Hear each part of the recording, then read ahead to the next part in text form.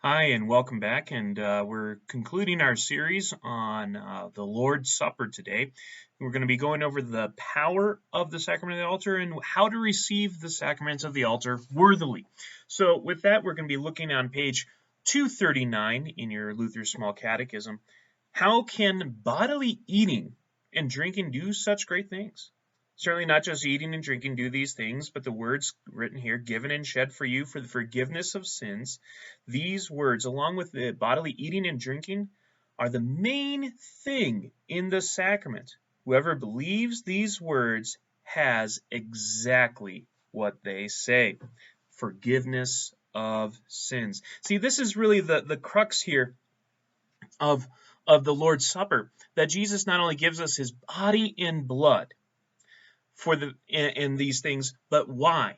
Why does he give us those things? He gives us to receive forgiveness of sins. This is why it's a means of grace, a method in which God delivers his actual, tangible, real grace to you and forgiveness and love through the body and blood of Jesus Christ in, with, and under the bread and wine. So not just eating and drinking these things gives you life and salvation, but it actually, you have to have faith to trust in those things, those words, forgiven, forgiveness of sins. You have to trust in those words. If you don't believe in those words, you're misusing the sacrament. You're not taking it worthily.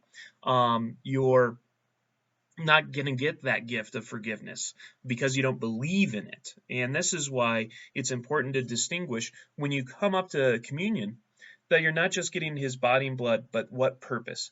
Given for you, for the forgiveness of sins. To believe in those words, to trust in those words, that Jesus has said those words to you.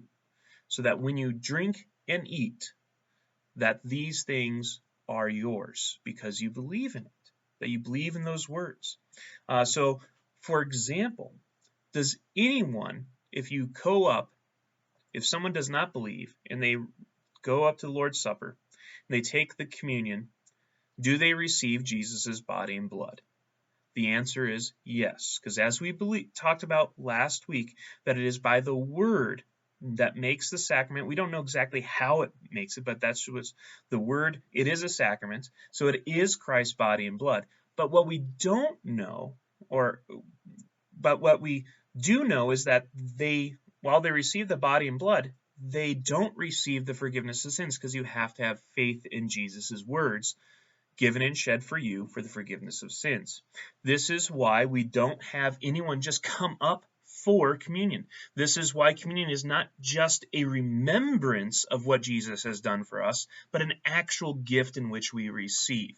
So if this is something serious, something special, something unique that is happening, how do we take it worthily? We want to be able to receive this gift in a manner that is acceptable to Christ and to our God, Jesus, our God, the Father. So let's look on how to receive this worthily. Who receives the sacrament worthily?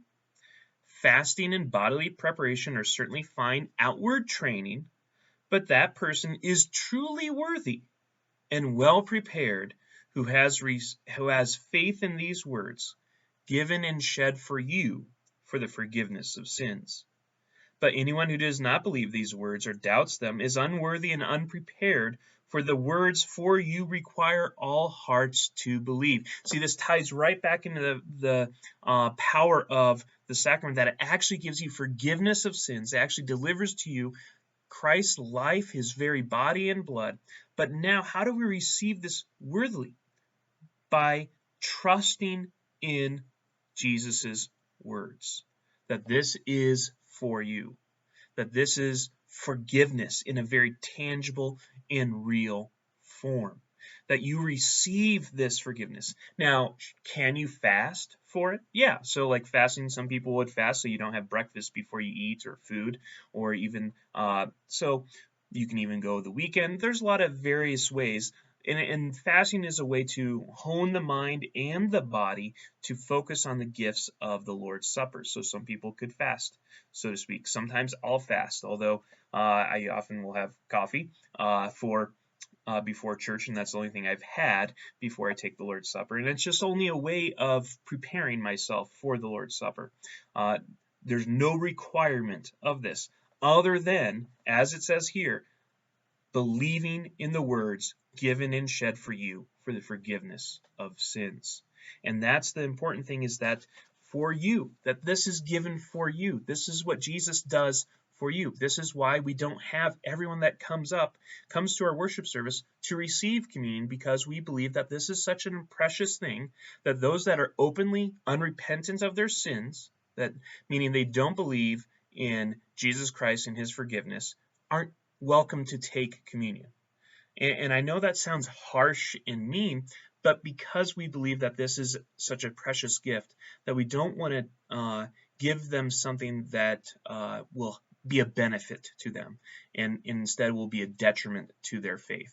And that's why we say those that believe in these words, that believe that it is Christ's body and blood, that it actually gives you forgiveness of sins, and that you are in agreement with us in these things, and the same confession of faith, then please come and receive the body and blood.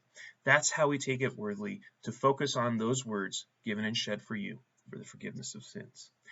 I look forward to talking more about this tonight. See you guys soon.